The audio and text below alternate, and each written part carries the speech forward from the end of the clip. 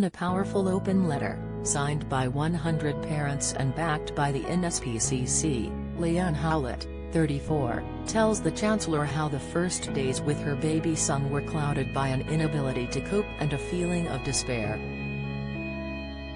She said a midwife and health visitor stepped in when they realized she needed urgent help, but stressed other parents are not so lucky because they do not have equal access to health services.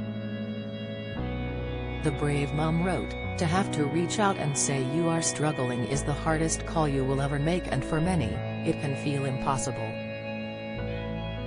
For this reason, so many parents end up struggling at home alone, behind closed doors, afraid to speak up.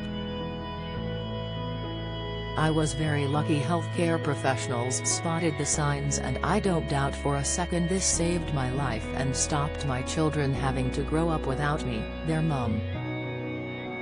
Leanne, from Warwickshire, started experiencing health difficulties after her son Garrison, now 5, was born in April 2016. Her daughter Miley, 2, was born in September 2019. Leanne then found it hard to cope with such a young child during the coronavirus crisis. In her letter, which was also sent to Health Secretary Sajid Javid, she wrote, "The pandemic has left many new parents feeling incredibly isolated and mental health needs have increased. I am urging you to invest in health visiting to make sure that every baby and every family has a fair start, no matter where in the country they live." The NSPCC has warned that parents face a postcode lottery if they need to access health services.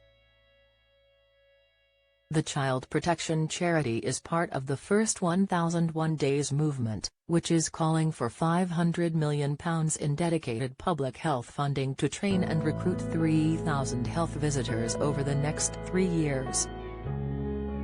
The NSPCC's Vicky Nevin said access to support for families and babies had been inconsistent for years and the pandemic exacerbated the problems. She said, "At a time when health visitors were needed most, many were redeployed away from families and short-staffed services have struggled to catch up with demand.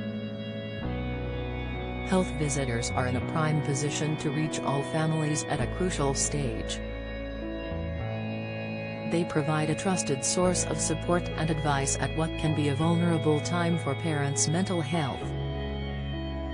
For too long babies and their parents have been left behind. The spending review is a crucial moment for the Chancellor to invest in rebuilding the health visiting workforce.